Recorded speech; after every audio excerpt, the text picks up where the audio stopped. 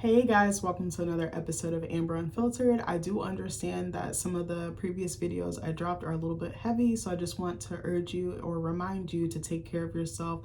Do some self-care, whether that's journaling, going for a walk, listening to music, ordering takeout, whatever it may be. I just strongly encourage you to do that. This video hopefully will be a little bit lighter to kind of balance out the heaviness. I wanted to talk to you guys about my first time going to a rodeo, but before I do that, don't forget to like, comment, and subscribe. Also, if you want to cash at me at Amber Unfiltered Show, that'd be greatly appreciated. So, I guess I can tell you now since I've already gone. I don't really like telling my location because I'd be kind of weary or leery of people trying to figure out where I live and stuff like that. And I just try to be careful.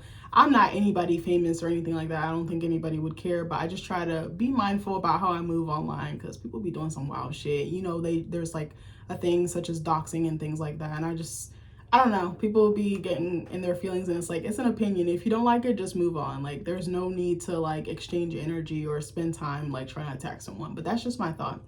So I actually, over the weekend, I went to the Culpeper 4th annual rodeo. I have been planning this for like a couple months. I had heard about it actually last year, but I couldn't go because I think around that time I was taking a Saturday class and it was on a Saturday. And like by the time I would have gotten out of class, the rodeo would have been over, even like if I had left early or something like that, because it was like a 2-part class. I think y'all remember when I first started doing videos, I was taking an environmental science class, but it was like 6 hours long and it was all like in one sitting. And I was like, bitch, I'm about to die, but I made it and I passed the class, thank God. But it was broken up into, I think like the first 2 or 3 hours. Yeah, like the first 2 hours or so were like lab. He would do, or no, excuse me. He would do a lecture and we would like watch videos, talk about stuff. Sometimes we would have like a little mini lab or something. And then he would give us like an hour for lunch, which was really nice because I was like, he didn't have to give us that long.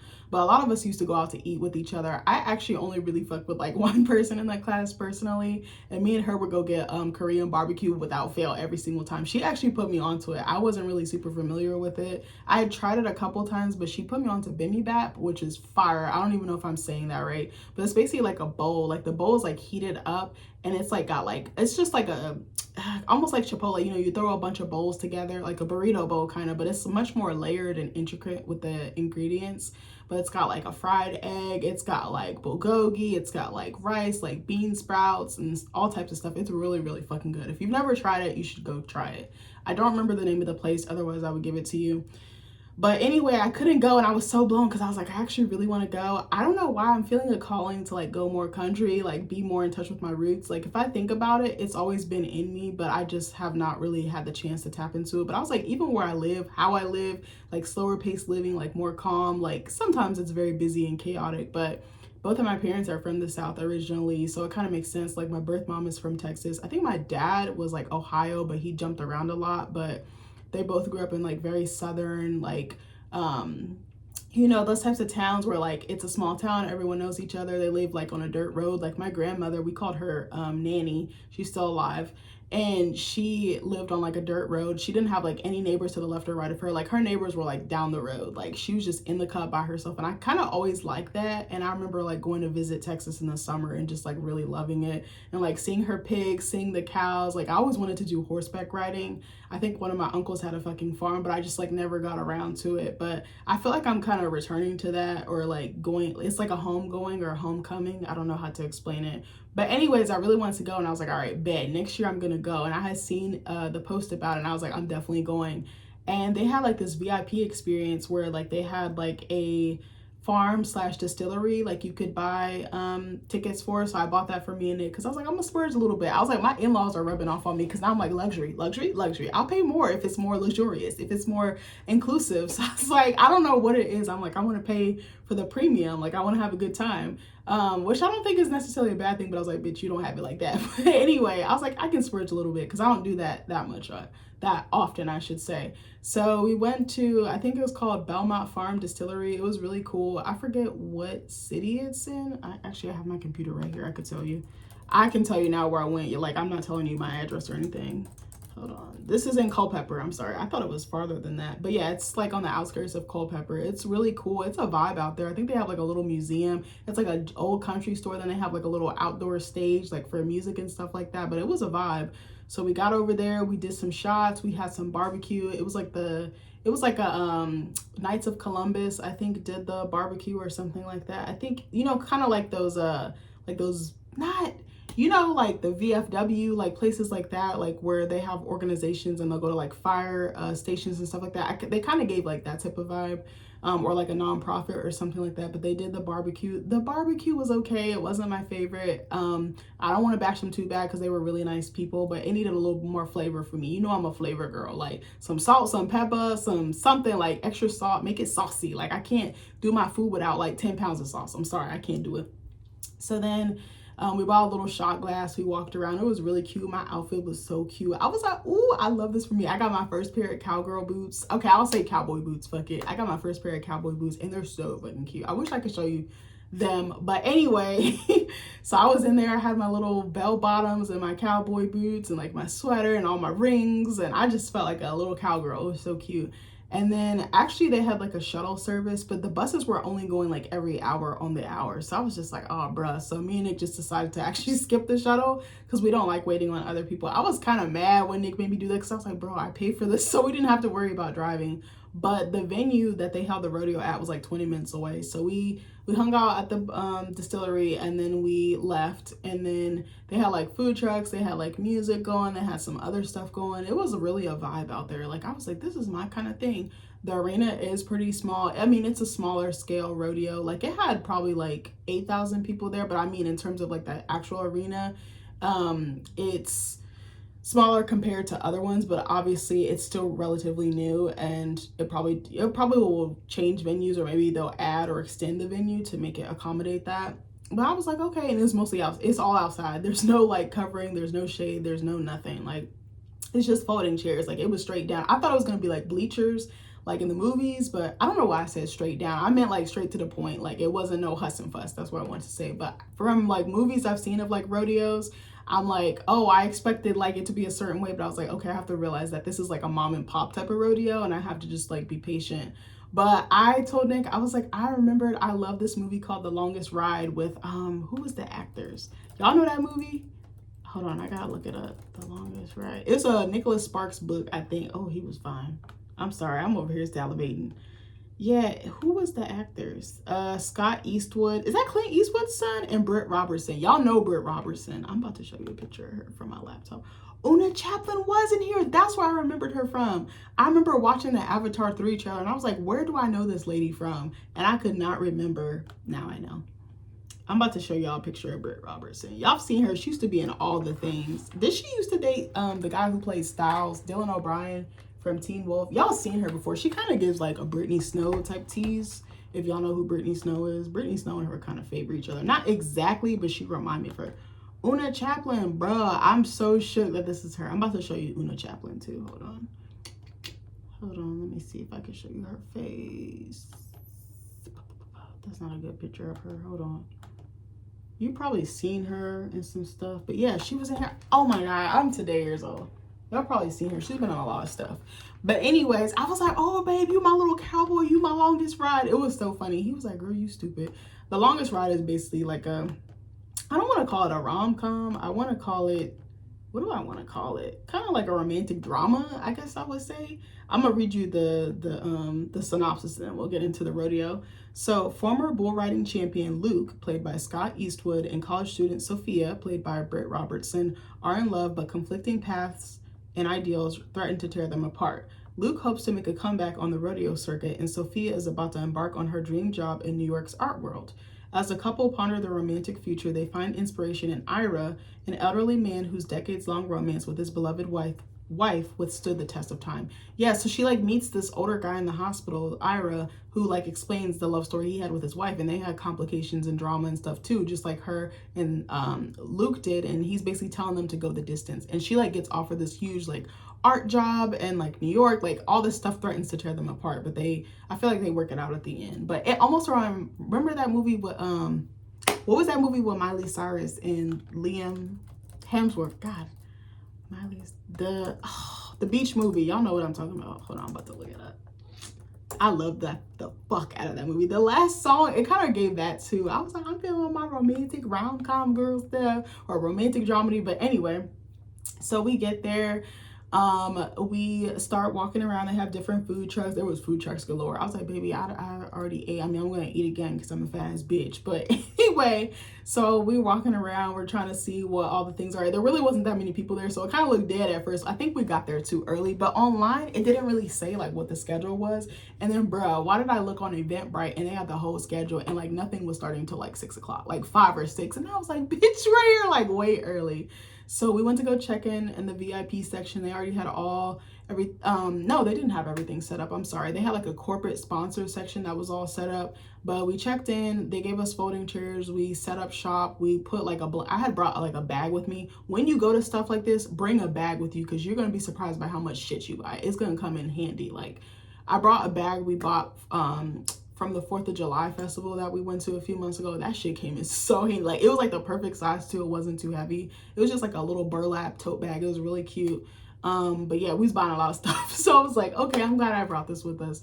So we I had like a blanket with me because I read that during rodeos the temperature drops at night because it's like fall right now. So it's like boiling hot in the beginning of the day, but then that temperature, it really did drop. Like my fingers were freezing, like Nick's hands were freezing, and I was like, oh my God, I'm glad I brought this. So bring a blanket with you, bring bug spray, bring sunglasses because the sun is going to kill you. Also, if possible, bring a hat. I did not have a cowboy hat. Cowboy hats are expensive. That is an investment because it is real leather. It is made with craftsmanship. So buy a hat when you can. If you need to save for it, please do. I said next year I'm going to get one. I also wanted to tell you guys about something that I'm really excited to go to next year. I already have it set on my calendar. There is something called the Bill Pickett Invitational. It is a black rodeo, I believe. I want to say it's an entirely black rodeo, I believe. But it's been going on for years. Bill Pickett is a black cowboy. He is a huge pioneer in that space. I want to tell you who he is for a second. I'm going to give you a little history lesson. You know, I love to give a little medicine with the entertainment. So I want to show you what he looks like. This is him. Hold on, let me see if I can make the picture bigger. My laptop be having a stroke. This is him. I learned about him last year because I actually wrote a paper on black cowboys last year for my humanities class in my last semester. This is also another picture of him. I'm gonna show you. Yeah, so I'm gonna give you a quick little rundown on who Mr. Bill Pickett is. But they have it in different areas, but they have one in Maryland. I think they have one in Texas, California. They do it all over. Hold on, I'm gonna click on his Wikipedia so I can give you the quick rundown. So his name was actually Willie M. Pickett, but he went by Bill Pickett. He was an African-American cowboy, rodeo performer, and actor. In 1972, he was the first African-American man inducted into the National Rodeo Hall of Fame. In 1989, Pickett was inducted into the Pro Rodeo Hall of Fame. So I want to talk about, yes, so what he's famous for or revered for, he's like the pioneer, the godfather of this, but he invented the technique of bulldogging, which is the skill of grabbing cattle by the horns and wrestling them to the ground. It was known among cattlemen that with the help of a trained bulldog, a stray steer could be caught. Bill Pickett had seen this happen on many occasions, and he also thought if a bulldog could do this feat, so could he. Pickett practiced his stunt by riding hard, springing from his horse, and wrestling the steer to the ground. This man is nuts, but it worked. Pickett's method for bulldogging was biting a cow on the lip and then falling backward. He also helped cowboys with bulldogging. This method eventually lost popularity as the sport morphed into the steer wrestling that is practiced in rodeos. But he was well known for like his tricks, his stunts. He was always trying new things. And he was like a rare breed during his time, I feel like. But yeah, he came up a lot in my research. Like every other article was him. Like he was like the main attraction basically. But anyways, I wanted to touch on that. So if you guys have never been to a rodeo, I highly suggest you go. It is very, very fun. It is very entertaining and you get into it. It's almost like a sports game. Like I feel like I was like at a George Mason basketball game because I was like, I'm over here yelling, I'm getting into it, I'm clapping. I was like, oh my God, this is so fun. And there's like an artistry and there's like a craftsmanship and like a expertise I feel like that I saw a lot. Like I was like in awe, like my mouth was hanging open. I feel like I was like a little kid. I feel like I was a little girl. Like my inner child was just like, remember like London Tipton, like when she would clap like that, like that's literally how I felt. I don't know how to explain it, but this one I really wanted to go to this year, but all the tickets sold out, and then scalpers went and resold them for like 5, 6, 7, 8 times the price. But I already set a reminder. Tickets go on sale next year at the beginning of the year. So if you're gonna go, go. They have it in Los Angeles, Atlanta, Oakland, and Maryland. You have to go. Like, I was like, I just feel like it's gonna be a vibe when I'm with my people. Not that the Culpeper Rodeo was bad or anything, but I was like, it just hits different. Like, Nick already knows we're going, like, end of story, end of discussion. I'm trying to invite my friends. I'm trying to make it a thing. I was like, maybe we could tailgate or something like that. So we walk around, we get our stuff together, and then we went, where were we going to go do? We just kept walking around. We walked around to the other side because it was kind of like a U shape, like a horseshoe. So we went around to the other side. I did see a stand where you could get your own cowboy hat and like get it designed, but it was like $135. And I was like, if I'm gonna pay for that, I want it to be authentic. Not to say it was cheap, but you could tell it wasn't as quality material, I think, necessarily, or not necessarily. So I was just like, I'm gonna wait for that purchase. I was like, I really don't feel like spending $135 for a hat that's probably gonna sit in my closet for a year. And I was like, no, I can't do it. I can't in my good conscience do it. I'm an impulse buyer sometimes, but I was like, I have really good restraint today. So we walked around. We saw they had like a mechanical bull. They had other food trucks like lemonade. They had like Asian food. They had hot dogs. They had barbecue. And by Asian food, I saw like spring rolls, shrimp rolls, all type of stuff. They had like fried rice. I was like, at Rodeo? I was like, that's different. I was like, not that the food is bad because I love me some Asian food down, but I was like, okay. So we went in line to this little lemonade stand. I think it's called Three Sisters & Co. They do it very interesting. You know those like little circular plastic containers that they give you for takeout? Like if you get like dim sum or some type of soup from like an Asian place, they put the lemonade in that, and it's like pretty big. Like it's probably like that big. They punch a hole in the top and you get a straw, and they don't like put a whole bunch of sugar in it. It's like very refreshing and cooling. So we did that.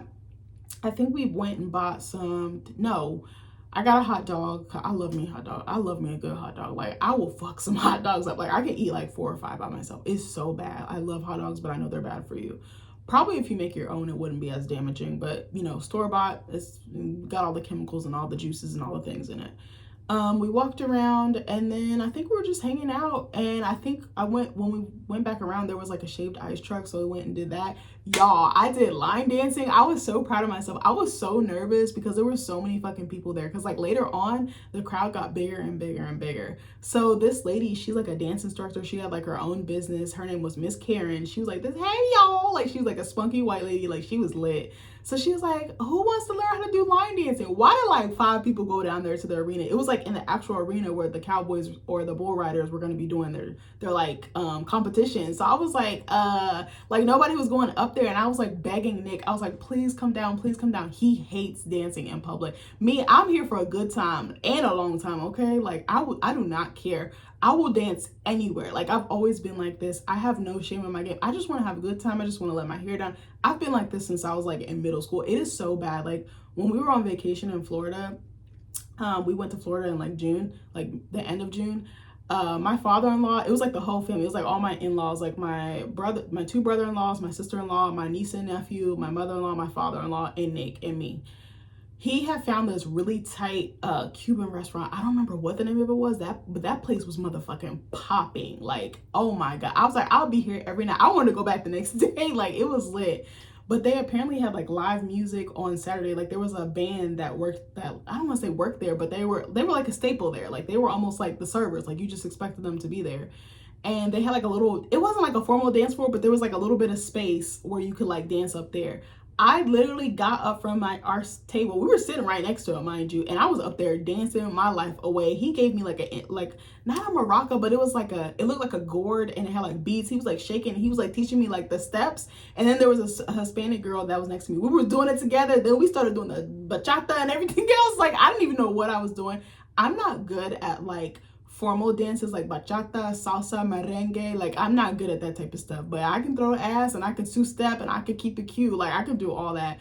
But I was having the time of my life. I turn around, my in-laws are all recording me. They're all like dying. They're like, oh my God, like you're so brave. And Nick is just watching. Like he will not get up. And I'm like, would you ever get out of your comfort zone or your shell for me? But he's very shy. I think he think like I'd be roasting him. I'd be like, babe, you don't have no rhythm. But I'm like, no, for real. Like he can actually dance. Like in terms of like a two-step and just keeping the rhythm, like he's one of those white people that he could keep it cute. He can make that little box, you know what I mean? So anyway, where was I at? Okay, so I was like, oh my God, I really want to go. So I'm like begging and begging. I'm like, please, please. But it was like thousands of people in there. I was like, I really don't blame him. I was kind of hurt, but I was like, what do you expect? I knew he wasn't going to want to go, but I was like, maybe if I like say I'll show you my TD or something, you'll do it. I don't know. But he was like, no, I'm not going to do it. I was like, okay, well then can you record me? He was like, sure. So I was like, okay. He's happy recording and not having to be up there. So the lady's like, there's only 5 minutes. So I'm like hauling ass. It was a long walk. Like literally did take me about 5 minutes to get over there. And it was like steep, you know, it was like on a hill or whatever. So I walk over there and then more people started coming up. So I was like, whoo, thank God it's not going to be like 2 of us up here.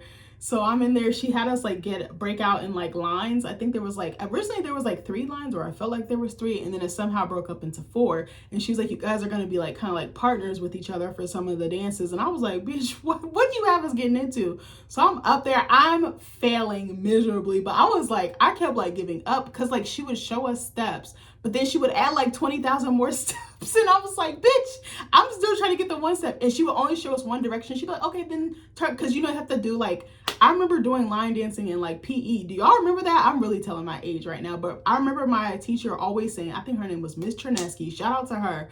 She said, keep it in a box. Like it's like a 4, like you go 4 ways, but I forgot about that. So as we're doing it, she's like, she's showing us just the straight normal way. Then she's like, turn this way, and then turn the other way. And then you turn back around. And she's like, if you're ever the wrong way and you see me pointing in a certain direction, that means you need to be facing that wall. And I was like, bitch, what? Like, it was so confused. She's telling us to go to the side.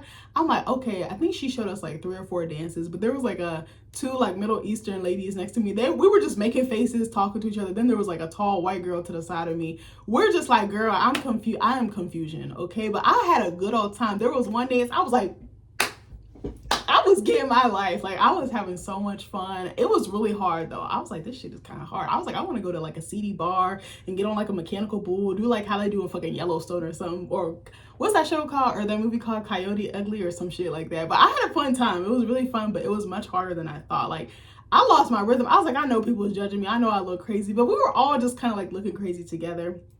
And then Miss Karen was like, let's take a selfie. So I gotta find that picture so I can post it. But not on here, but on my social media. But anyway, so after that, there was some other stuff that happened in between. Was it? Yeah, I told you I got a lavender lemonade shaved ice at some point. That joint was so good. And even when it was melted, I was like, damn, this kind of look good. But it was probably full of sugar. But yeah, so after that, and it was hot as fuck. Like, again, there's no covering, it's just the arena, and it's very like sandy. It almost has like a beach feeling, but a little bit different. Like, the actual being in the arena was very weird. It was like different being a spectator than actually being in it. And I was like, damn, I have a whole new level of respect for people who work in this type of line of work.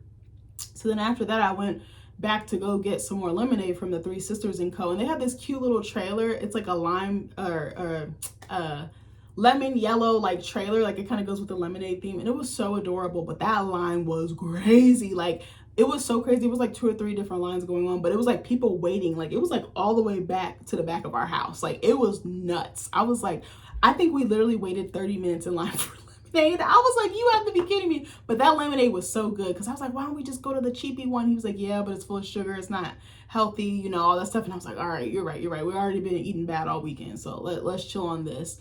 But it was so good. It was so like refreshing. It cooled us down because I was so hot.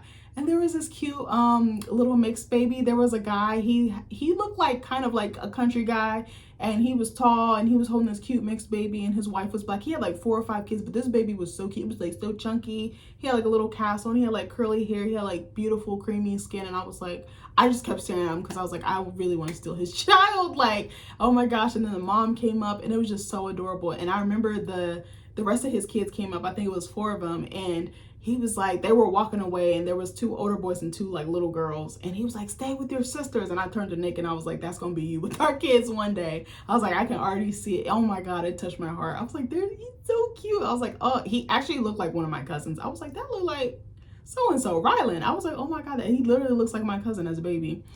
But anyway, after that, we went to go in line because our VIP package actually came with catered food. So it was Sean's Barbecue. I don't know if you guys are familiar. I think they're more of like a Virginia thing, if I'm not mistaken. I could be wrong, or it could be a DMV thing, or maybe they have other branches, but or locations. So we went in line for that. That line was long as hell too, but we didn't wait nearly as long. It was probably like 10-15 minutes. So we got our barbecue.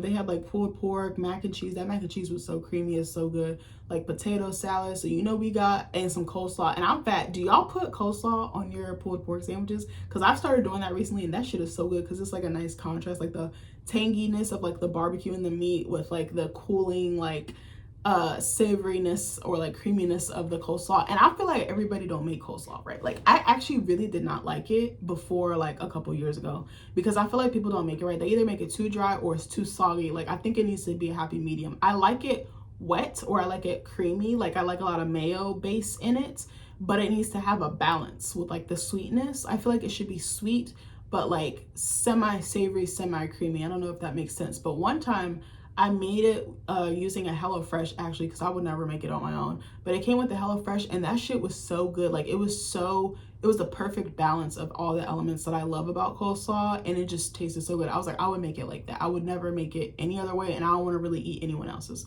This one was okay. I was like, it's catered. I don't really expect a whole lot, but it wasn't bad.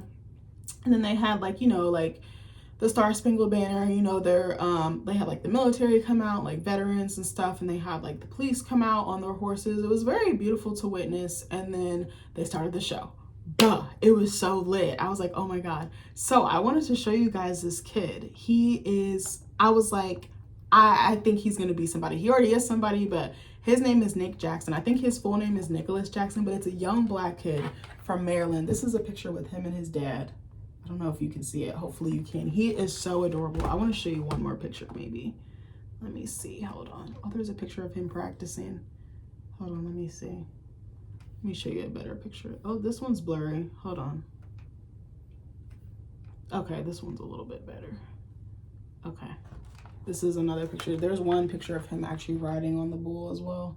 Yes, he is such a cute kid, but he's very, very talented. He seems very grounded and like faith-based as well, which I absolutely love. But he came out, he had like this like teal like chaps on. Like he caught my eye right away. His chaps were actually like the color of the leaf in my dress, a little bit bluer, but something about him, his energy, like he had a magnetism to him I could not fathom. I was like, oh my gosh, I can't keep my eyes off of him. So, sorry, I got a notification about a YouTuber. That's funny. I'm a YouTuber getting notifications about another YouTuber, and they're Black. So shout out to him. It's Tate's Take. I don't know if you watch him. He does like movie reviews, show reviews. He gives like really good perspective. I'd be sad though, because his videos be so short. I'm like, I want to get into all the things. Like I'm a talker, duh. But anyway, what was I going to say? Hold on. I need to drink some water. So they introduced all the cowboys, all the barrel racers, everybody like on their team, or not everybody on their team, or yeah, some of them, like some of the people that help them like maintain everything on their team and coordinate everything. And then they were talking about two of the top rated ones, and Nick Jackson was one of them. And I was like, who is this kid? I was like, I have to look him up. He just had something about him. I was like, he had like that it factor. Like there was something special about him. I kind of said the same thing about Braden O'Connor. I don't know if you guys saw that video. It's old, like from months ago, but he's a basketball player at George Mason University. And I saw him play one time, and he had that same thing, that same star power, that same it factor, that same presence. Like he was really locked into his craft, and he really didn't see anything else. That's kind of the same vibe I got with Nick. Nick is 17. Like I said, he's from Upper Marlboro, Maryland. I don't want to say he doesn't have any cowboys in his family, but Nick is like a fifth generation. He has like a fifth generation farming family, but I think he might be the first like bull rider to go pro in his family in recent memory, I would say. But I actually saw his dad down there. I saw this guy with him down there, and I was like, I wonder if that's his dad. And I looked up a picture, and I'm pretty sure it was him. But yeah, he was so dope.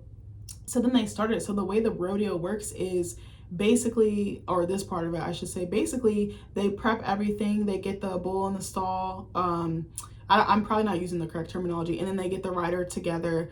Someone is actually pulling a rope to keep the fence intact. So I guess that the bull doesn't like come rushing out or come barreling out. And then they have to make sure that's fine. And then they're supposed to stay on the bull for 8 seconds or longer. They can't touch the bull. They can't tap it, yell any commands or anything like that. They also have to keep one of their hands in the air, because I think it's like a balance, like it's a dynamic, like aerodynamic that kind of goes into it. And something I didn't peep, but actually Nick peeped, there's actually people that are in like the arena, or the I don't want to say the pen, the arena with them. Like there's actual, the judges have to be in the arena, so it's kind of dangerous for everybody. There's multiple people in the arena. It's not just the bull rider. There was also a guy on horseback who was at the other end of the arena to steer the bull back in case it was rambunctious or getting out of hand. But that was really interesting. One guy, he was about to get on the bull, and the bull was like bucking up over like the pen or the stall. Like it was nuts. Nick was incredible. He actually got to the championship round like right away. He had such good balance. He had such good control. He had such good posture. Like the audience was like cheering so loud. Like if I ever posted a video here, which I know I can't, but if I ever did, you would hear us screaming so loud, like cheering and clapping. Like it gets more exciting the longer that they stay on. Some guys, they just fall off immediately. There were some really talented bull riders there, but he was the one, I'm sorry, that stuck out to me the most. So he got in the championship round. So they all compete one by one. And what I noticed is they rotated between pens. There was 2 pens or 2 stalls, and they would just rotate through all the list, or not the list, they rotated through the roster of riders. And you know, they're being judged, they're being scored. If they stay on longer than 8 minutes, they get a score. They can get 80 points, they can get 84 points. I think Nick got about 84 and a half or something like that. I think Nick said they judge you by like the bull, like if the bull is harder, if they're more aggressive, or if they're more like compliant or docile, like that plays a factor into it. How long the rider's staying on, probably technique. There's probably so many different things that I'm not even covering, but these are just the things that I picked up on. And then they kind of went through, and it was really exciting to see, like some of them were staying on really long. Some of them I think might have even stayed on longer than Nick did. And it was just so cool to see, like, I don't know, just the artistry, just seeing the animals, seeing how it, you know what it kind of reminded me of? In Avatar, when they link to the Ikran, when they're riding the Ikran, or the horse. Remember the horse in Avatar 1, when Neytiri was showing Jake how to connect with his horse? I don't remember what was it the Ikran, I think, is the flying one. But when he was connecting to his horse for the first time, just it kind of reminded me of that. And I was just like, oh, that's so interesting. Like, you really have to have a connection to this animal, but this animal might also want to kill you. Like, and I was thinking about the dangers of the sport and how much they put on the line and how much they sacrifice. And it's like, obviously they're doing this because they have a love and a passion for it. And it made me respect and appreciate them so much more. And I was like, that's an admirable, but a terrifying thing to do. Like, you don't know what will happen in the ring. And sometimes when the rider would be thrown off or whatever, like, the bull would like try and charge at them or try and attack them or try and do whatever. Like, you don't know. Like, some of them were running, some of them were limping away. You could see like one guy, he's like holding his torso because he's like sore, he's like limping away. Like, it's a very dangerous thing to do. And I was just like, kudos to you guys, and I'm happy you found something you love. And I don't know like how much money you can make at these things, but I did notice that the announcer said that Nick has so far made, Nick Jackson, not my husband, Nick Jackson has made $24,000. And I was like, that's a lot to do in such a short level of time. I think he's been riding since he was 13 professionally. Like, that's a lot. You can tell he probably gives his life to not probably, he does give his life to this. So it kept going through the roster, and then I think we had a little bit of a break, and I think the barrel racers came out, which was like the girl cowgirls or girl cowboys, whatever you would like to call them. I would say cowgirls. And they were kind of just riding around showing off their horses. They were doing like, it was like almost like synchronized swimming, but like synchronized horseback riding. It was like really beautiful to witness. There was this one girl, I don't know her name, she had on this like beautiful purple top, and her horse was like very spotted. It was gorgeous. Like, the videos I took didn't capture how beautiful it was. Seeing it in person is just, it's a different type of, like, it's a gracefulness, it's a connection, it's a divinity. I don't know how to explain it, but it was so beautiful. I was just like, I can't stop saying that. There was even little girls that were like 9, 10, 11, 12 that were riding with these grown-ass women. Like, it was really beautiful to witness. And there was another girl, she had like a teal, her horse had on like a teal mask and like matching like on their hooves like tape or something, and she had on like a teal top. It was like interesting to see the connection between the rider and the horse, or the animal I should say. And then they actually did barrel racing. So barrel racing, I'm probably butchering this, but I feel like I'll get more knowledge the more rodeos I go to. But it's like they have 2 barrels spaced far apart in the middle of the arena, and then you're supposed to like loop around one and then loop around the next, and then you go all the way down to the last one and you loop around and you ride all the way back, and there's a timer. Nick noticed it. I didn't peep this. Like, I knew it was a timer, but he was capturing the recording. And the second they would go past a certain point, there was like a red little dot, and that's like monitoring their time. it was so cool to watch. I think they had to make like 16.6, 16.8 seconds. It was like somewhere in there. It was like a very specific number, but I remember it was about the 16-second mark. And these girls were crushing it. Even little girls, like I'm like, she about to fly off. Like, she looked like a rag doll. But you have to have control. You have to have balance. You have to have grace. You have to know how to pivot when something goes wrong. Some of them also, something else Nick peeped was that if you knock one of the barrels over, you get 5 seconds added to your score. So let's say you got a perfect 16. If you hit one of the barrels over, +5, so now you're up to 21 seconds, and that kind of disqualifies you from even, moving forward or going to the championship round or being even the winner. But yeah, I forget which girl won, but it was so cool. And then they had the championship round. Actually, no, they had a little bit of a break, and they did mutton busting, which was so fucking cute. It was like little kids had to hold on to like sheep for like a certain amount of time, and it was so funny seeing the little kids come out with a little pen. It was like they were like little bull riders almost. It was so cute, and I was like, that would be a good way to introduce your child to like bull riding if they ever consider doing that for a profession. Actually, one of my nieces wants to be a cowgirl, and we were thinking about her when we were there, and we were like, I think Nick texted her parents and was like, when you getting her into this? Because she literally always tells us, I want to be a cowgirl, I want to be a cowgirl. And I was like, I could see it. I could literally see her doing something like that. And I was like, who knows, maybe she'll be a barrel racer and we'll be coming to see her in 10, 15 years. Who fucking knows? I was like, I could even see my little nephew, he's so teeny tiny, he just turned 1. I'm like, I could see him doing this. I was like, this would be so cute. I actually saw a baby there that looked like him, and I was like, oh my God, that's how he'll look when he's like fully walking and everything. I was like, oh my God, they're so cute when they're at that age, when they're so little. But yeah, one kid, he stayed on for like 3 seconds. There was one kid that was like, I don't want to go anymore. It was so cute, like, because they're just so tiny and they like don't even know what's going on.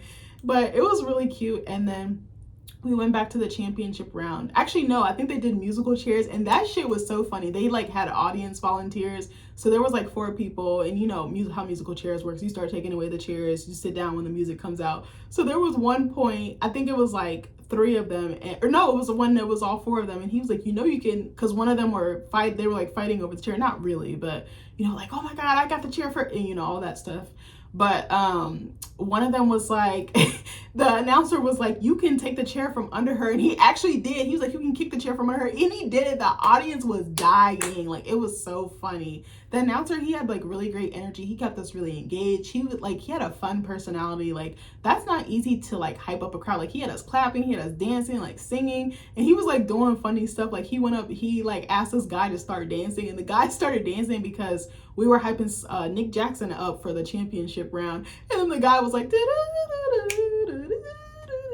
I know I'm not a fool. Like, he started playing that, and he was like acting like he was seducing the guy that he told to dance. It was so funny. He like threw his hat. Like, it was hilarious. I was so weak.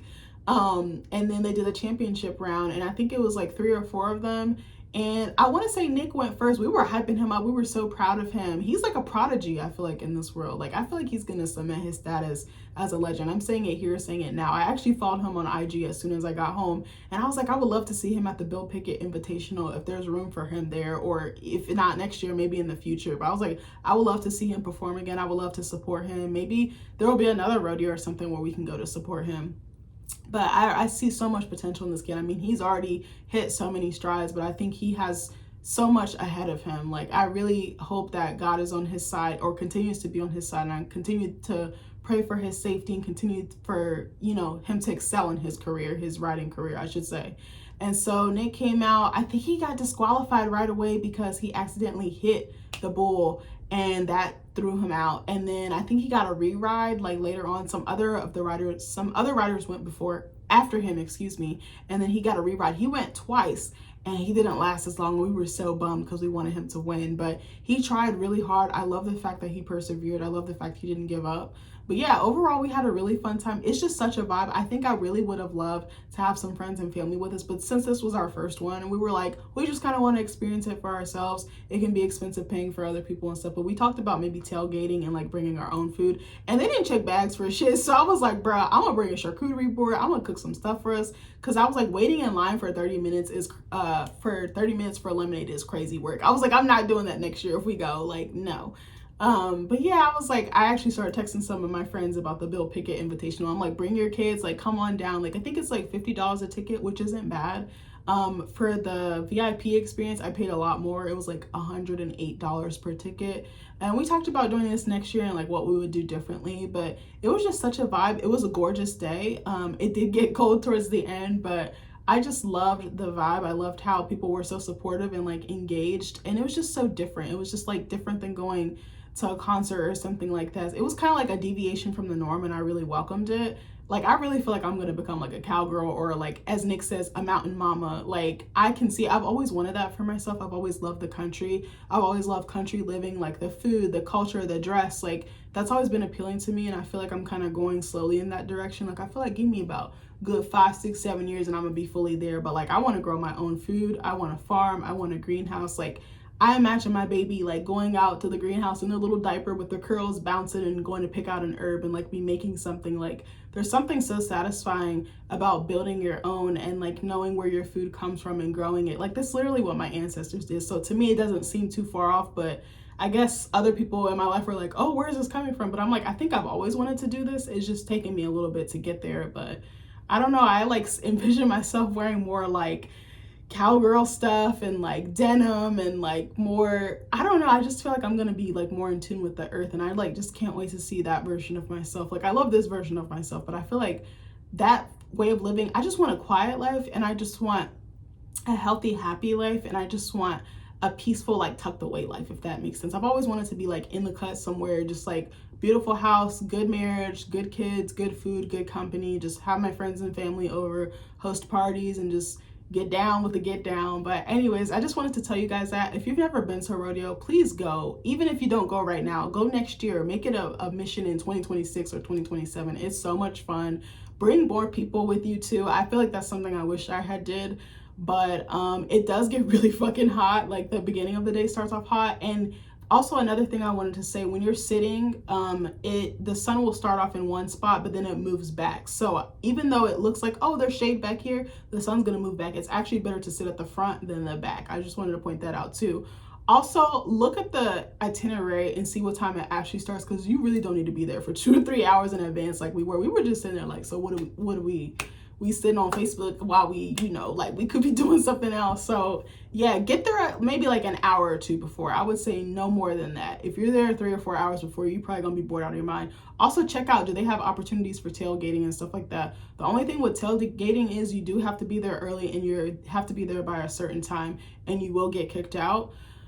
Or you won't be let in, excuse me, not kicked out. And then I think you really can't leave until the audience leaves, which is kind of a thing. The parking, like, or leaving was very hard. Like, I think we waited for like an hour. That was the only gripe I think I had about this. Other than that, I absolutely enjoyed it. The energy was good. The music was good. The show was good. I just, again, thank the bull riders, thank their teams, thank their management, thank their support system, thank the barrel racers.